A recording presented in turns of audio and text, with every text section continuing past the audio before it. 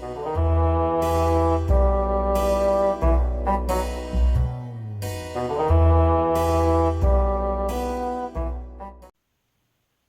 Hunting of the Snark by Lewis Carroll. Fit the first, the landing. Just the place for a snark, the bellman cried, as he landed his crew with care, supporting each man on the top of the tide by a finger entwined in his hair. Just the place for a snark, I have said it twice, that alone should encourage the crew. Just the place for a snark, I have said it thrice, what I tell you 3 times is true.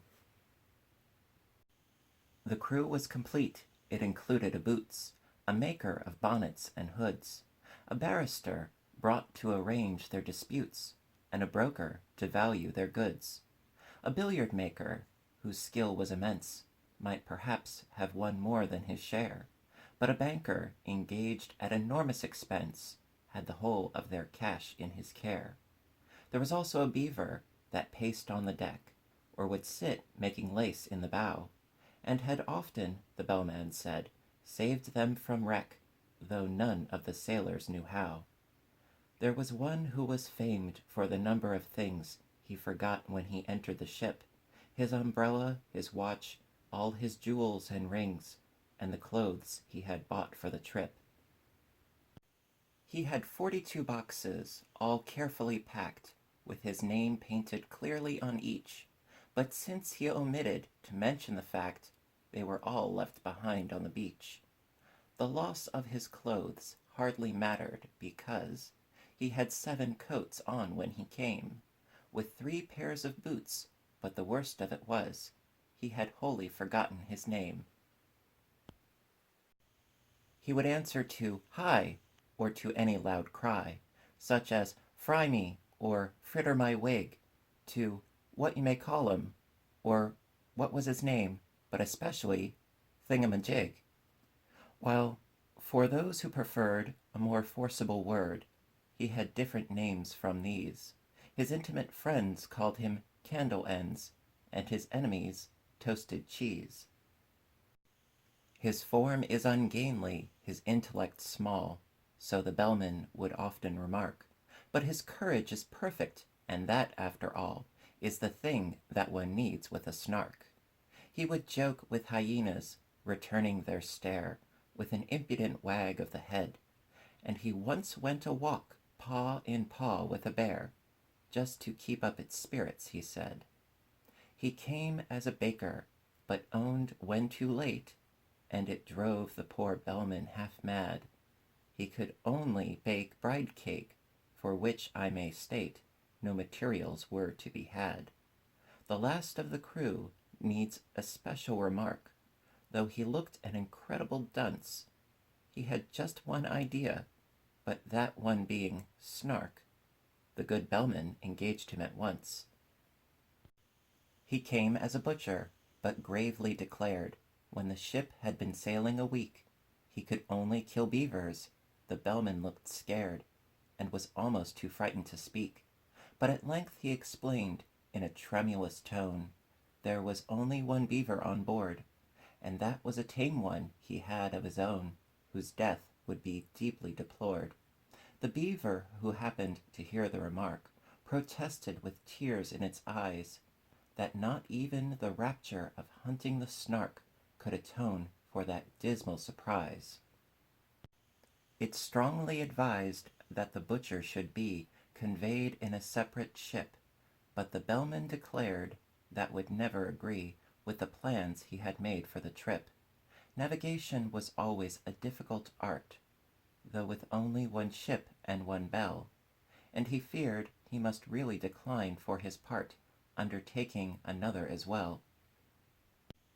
The beaver's best course was, no doubt, to procure a second-hand dagger-proof coat, so the baker advised it, and next to insure its life in some office of note. This the baker suggested, and offered for hire, on moderate terms, or for sale, 2 excellent policies, one against fire, and one against damage from hail. Yet still, ever after that sorrowful day, whenever the butcher was by, the beaver kept looking the opposite way and appeared unaccountably shy. Fit the second, the bellman's speech. The bellman himself they all praised to the skies, such a carriage, such ease, and such grace, such solemnity too, one could see he was wise, the moment one looked in his face. He had brought a large map representing the sea, without the least vestige of land, and the crew were much pleased when they found it to be a map they could all understand. What's the good of Mercator's North Poles and equators, tropics, zones, and meridian lines? So the bellman would cry, and the crew would reply, they are merely conventional signs. Other maps are such shapes, with their islands and capes, but we've got our brave captain to thank. So the crew would protest that he's bought us the best, a perfect and absolute blank. This was charming, no doubt, but they shortly found out that the captain they trusted so well had only one notion for crossing the ocean, and that was to tingle his bell. He was thoughtful and grave, but the orders he gave were enough to bewilder a crew, when he cried, steer to starboard, but keep her head larboard. What on earth was the helmsman to do? Then the bowsprit got mixed with the rudder sometimes, a thing, as the bellman remarked, that frequently happens in tropical climes, when a vessel is, so to speak, snarked. But the principal failing occurred in the sailing, and the bellman, perplexed and distressed, said he had hoped, at least, when the wind blew due east, that the ship would not travel due west. But the danger was past. They had landed at last, with their boxes, portmanteaus, and bags. Yet at first sight the crew were not pleased with the view, which consisted of chasms and crags. The bellman perceived that their spirits were low, and repeated in musical tone some jokes he had kept for a season of woe, but the crew would do nothing but groan. He served out some grog with a liberal hand, and bade them sit down on the beach, and they could not but own that their captain looked grand, as he stood and delivered his speech. Friends, Romans, and countrymen, lend me your ears. They were all of them fond of quotations. So they drank to his health, and they gave him 3 cheers, while he served out additional rations. We have sailed many months, we have sailed many weeks, 4 weeks to the month you may mark. But never as yet, 'tis your captain who speaks, have we caught the least glimpse of a Snark. We have sailed many weeks, we have sailed many days, 7 days to the week I allow, but a Snark on the which we might lovingly gaze, we have never beheld till now. Come listen, my men, while I tell you again the 5 unmistakable marks, by which you may know, wheresoever you go, the warranted genuine Snarks. Let us take them in order. The first is the taste, which is meager and hollow, but crisp, like a coat that is rather too tight in the waist, with a flavor of will-o'-the-wisp. Its habit of getting up late, you'll agree, that it carries too far when I say that it frequently breakfasts at 5 o'clock tea and dines on the following day. The third is its slowness in taking a jest. Should you happen to venture on one, it will sigh like a thing that is deeply distressed, and it always looks grave at a pun. The fourth is its fondness for bathing machines, which it constantly carries about, and believes that they add to the beauty of scenes, a sentiment open to doubt. The fifth is ambition. It next will be right to describe each particular batch, distinguishing those that have feathers and bite from those that have whiskers and scratch. For although common snarks do no manner of harm, yet I feel it my duty to say, some are boojums. The bellman broke off in alarm, for the baker had fainted away. Fit the third, the baker's tale. They roused him with muffins, they roused him with ice, they roused him with mustard and cress, they roused him with jam and judicious advice, they set him conundrums to guess. When at length he sat up and was able to speak, his sad story he offered to tell, and the bellman cried, "Silence!" not even a shriek, and excitedly tingled his bell. There was silence supreme, not a shriek, not a scream, scarcely even a howl or a groan, as the man they called Ho told his story of woe, in an antediluvian tone.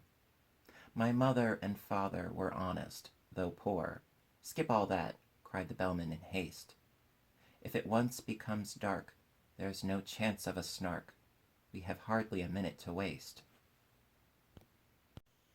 I skip 40 years, said the baker in tears, and proceed without further remark to the day when you took me aboard of your ship to help you in hunting the Snark. A dear uncle of mine, after whom I was named, remarked, when I bade him farewell, "Oh, skip your dear uncle," the bellman exclaimed, as he angrily tingled his bell. He remarked to me then, said that mildest of men, "If your Snark be a Snark, that is right. Fetch it home by all means. You may serve it with greens, and it's handy for striking a light. You may seek it with thimbles, and seek it with care. You may hunt it with forks and hope. You may threaten its life with a railway share. You may charm it with smiles and soap." That's exactly the method, the bellman bold in a hasty parenthesis cried. That's exactly the way I have always been told that the capture of Snarks should be tried. But oh, beamish nephew, beware of the day, if your Snark be a boojum, for then you will softly and suddenly vanish away, and never be met with again. It is this that oppresses my soul when I think of my uncle's last words, and my heart is like nothing so much as a bowl brimming over with quivering curds. It is this, we have heard that before," the bellman indignantly said, and the baker replied, "Let me say it once more, it is this that I dread.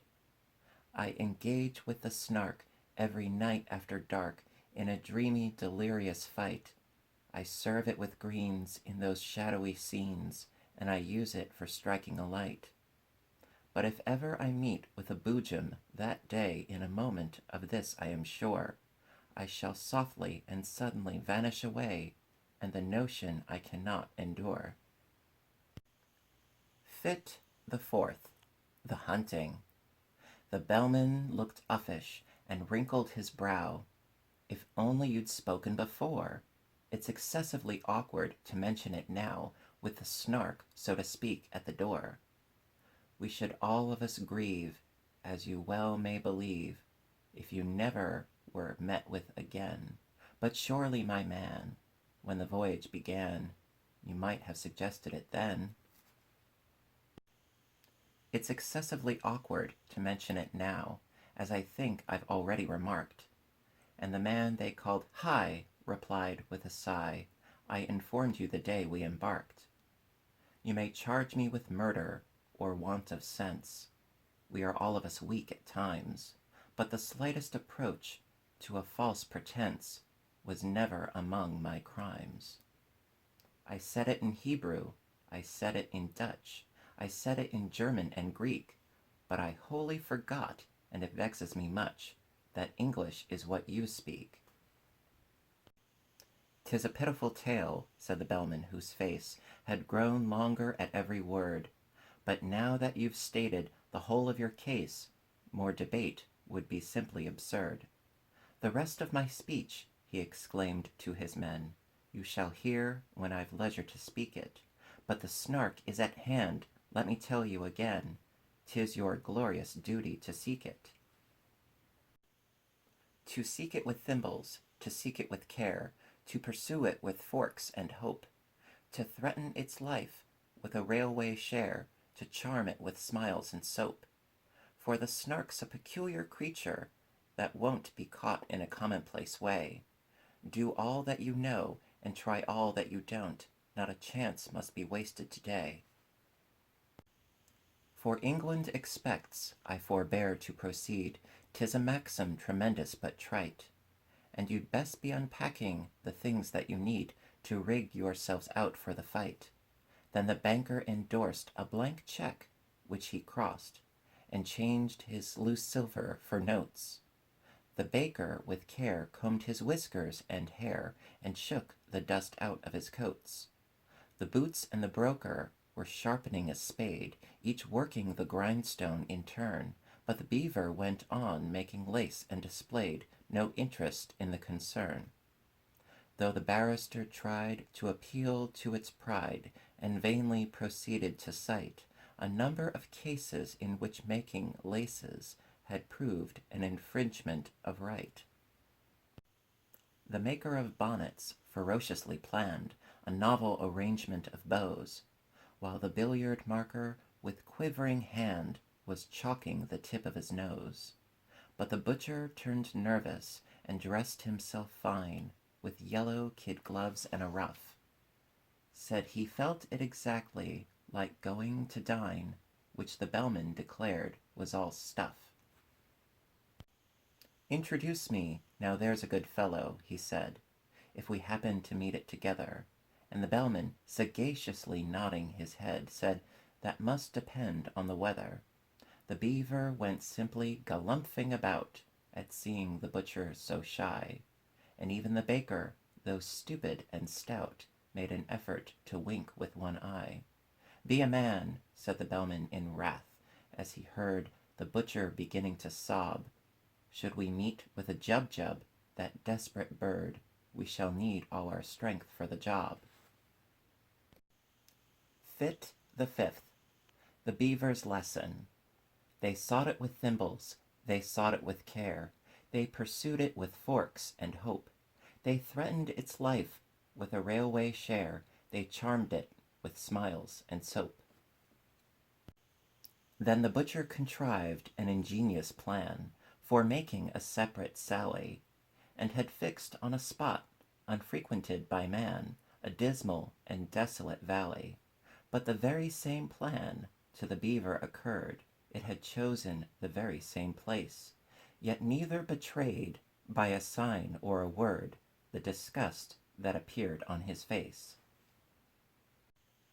Each thought he was thinking of nothing but Snark, and the glorious work of the day, and each tried to pretend that he did not remark that the other was going that way.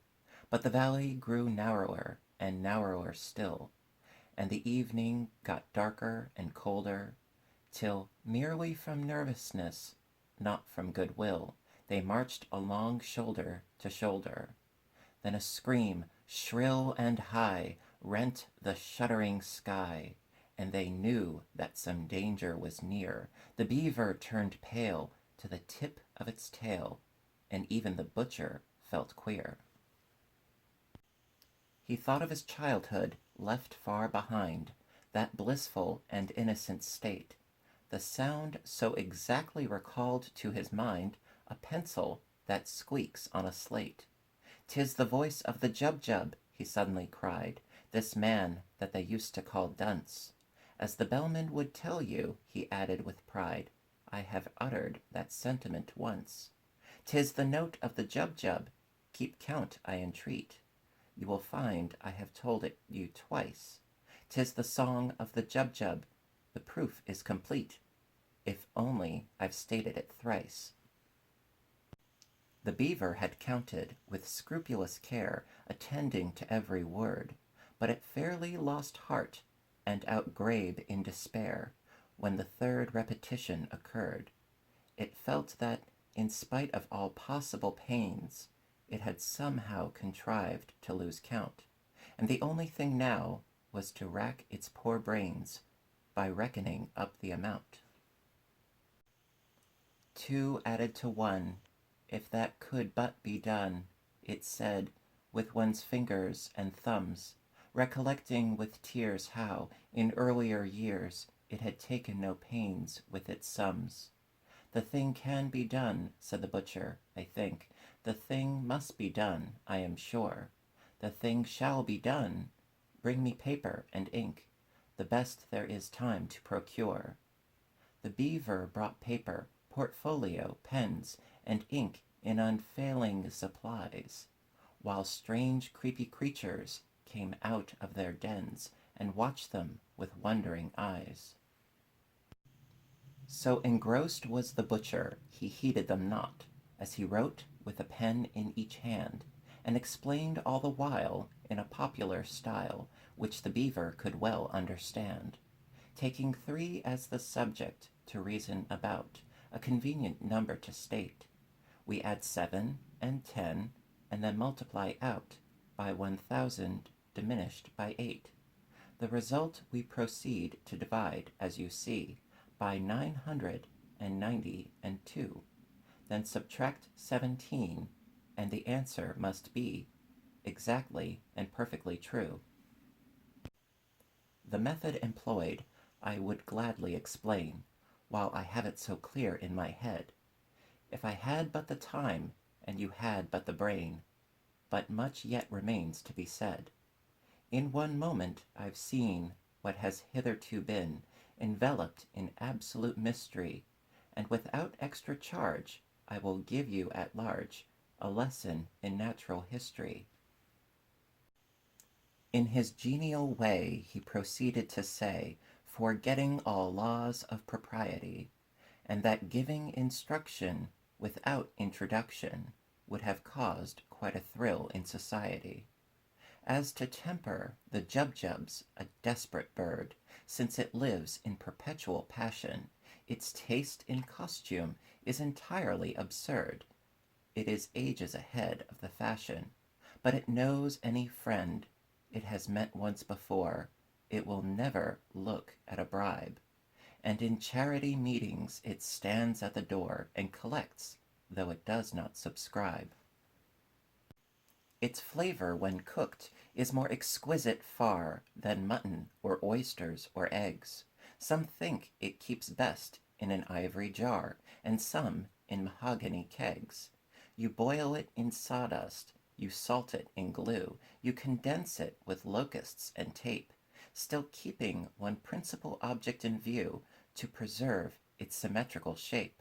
The butcher would gladly have talked till next day, but he felt that the lesson must end, and he wept with delight in attempting to say he considered the beaver his friend. While the beaver confessed with affectionate looks, more eloquent even than tears, it had learned in 10 minutes far more than all books would have taught it in 70 years. They returned hand in hand, and the bellman, unmanned for a moment with noble emotion, said, "This amply repays all the wearisome days we have spent on the billowy ocean." Such friends as the beaver and butcher became have seldom, if ever, been known. In winter or summer 'twas always the same. You could never meet either alone. And when quarrels arose, as one frequently finds quarrels will, spite of every endeavor, the song of the Jubjub recurred to their minds and cemented their friendship forever. Fit the 6th, the barrister's dream. They sought it with thimbles, they sought it with care, they pursued it with forks and hope, they threatened its life with a railway share, they charmed it with smiles and soap. But the barrister, weary of proving in vain that the beaver's lace-making was wrong, fell asleep and in dreams saw the creature quite plain that his fancy had dwelt on so long. He dreamed that he stood in a shadowy court where the Snark, with a glass in its eye, dressed in gown, bands, and wig, was defending a pig on the charge of deserting its sty. The witnesses proved, without error or flaw, that the sty was deserted when found, and the judge kept explaining the state of the law in a soft undercurrent of sound. The indictment had never been clearly expressed, and it seemed that the Snark had begun, and had spoken 3 hours before anyone guessed what the pig was supposed to have done. The jury had each formed a different view long before the indictment was read, and they all spoke at once, so that none of them knew one word that the others had said. "You must know," said the judge, but the Snark exclaimed, "Fudge! That the statute is obsolete quite. Let me tell you, my friends, the whole question depends on an ancient manorial right." In the matter of treason, the pig would appear to have aided but scarcely abetted. While the charge of insolvency fails, it is clear, if you grant the plea, never indebted. The fact of desertion I will not dispute, but its guilt, as I trust, is removed, so far as relates to the costs of this suit, by the alibi which has been proved. My poor client's fate now depends on your votes. Here the speaker sat down in his place, and directed the judge to refer to his notes, and briefly to sum up the case. But the judge said he never had summed up before, so the Snark undertook it instead, and summed it so well that it came to far more than the witnesses ever had said. When the verdict was called for, the jury declined, as the word was so puzzling to spell, but they ventured to hope that the Snark wouldn't mind undertaking that duty as well. So the Snark found the verdict, although, as it owned, it was spent with the toils of the day.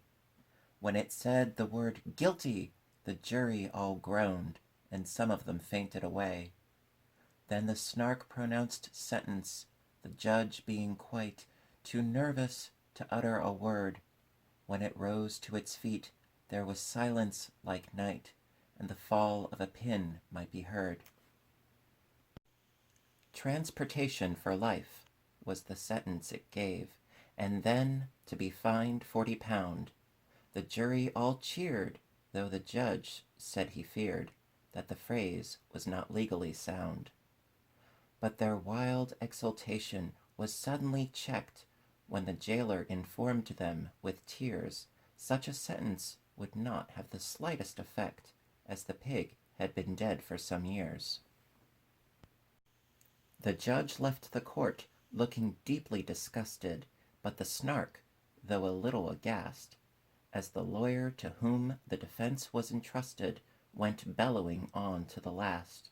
Thus the barrister dreamed, while the bellowing seemed to grow every moment more clear, till he woke to the knell of a furious bell, which the bellman rang close at his ear.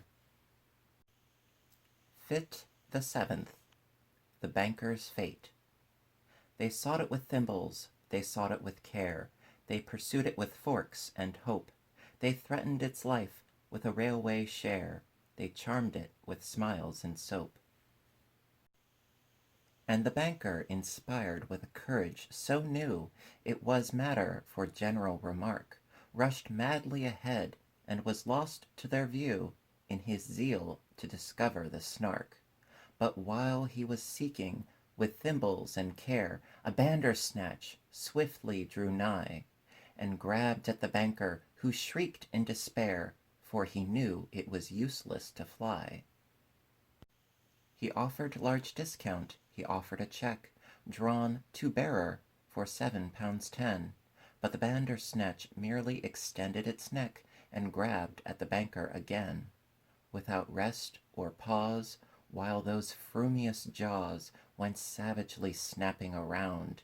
He skipped and he hopped and he floundered and flopped, till fainting he fell to the ground. The bandersnatch fled as the others appeared, led on by that fear-stricken yell, and the bellman remarked, "It is just as I feared," and solemnly tolled on his bell. He was black in the face, and they scarcely could trace the least likeness to what he had been, while so great was his fright that his waistcoat turned white, a wonderful thing to be seen.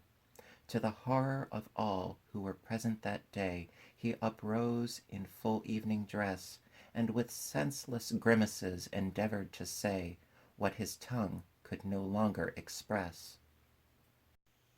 Down he sank in a chair, ran his hands through his hair, and chanted in mimsious tones words whose utter inanity proved his insanity, while he rattled a couple of bones. "Leave him here to his fate. It is getting so late," the bellman exclaimed in affright. "We have lost half the day. Any further delay, and we shan't catch a Snark before night." Fit the 8th. The Vanishing. They sought it with thimbles, they sought it with care, they pursued it with forks and hope. They threatened its life with a railway share, they charmed it with smiles and soap. They shuddered to think that the chase might fail, and the beaver, excited at last, went bounding along on the tip of its tail, for the daylight was nearly past. "There is Thingamabob shouting," the bellman said. "He is shouting like mad, only hark! He is waving his hands, he is wagging his head. He has certainly found a Snark." They gazed in delight, while the butcher exclaimed he was always a desperate wag. They beheld him, their baker, their hero unnamed, on the top of a neighboring crag, erect and sublime for one moment of time. In the next, that wild figure they saw, as if stung by a spasm, plunge into a chasm, while they waited and listened in awe. "It's a Snark," was the sound that first came to their ears, and seemed almost too good to be true. Then followed a torrent of laughter and cheers. Then the ominous words, "It's a boo." Then silence. Some fancied they heard in the air a weary and wandering sigh that sounded like "Jum," but the others declare it was only a breeze that went by. They hunted till darkness came on, but they found not a button or feather or mark, by which they could tell that they stood on the ground where the baker had met with the Snark. In the midst of the word he was trying to say, in the midst of his laughter and glee, he had softly and suddenly vanished away, for the Snark was a boojum, you see.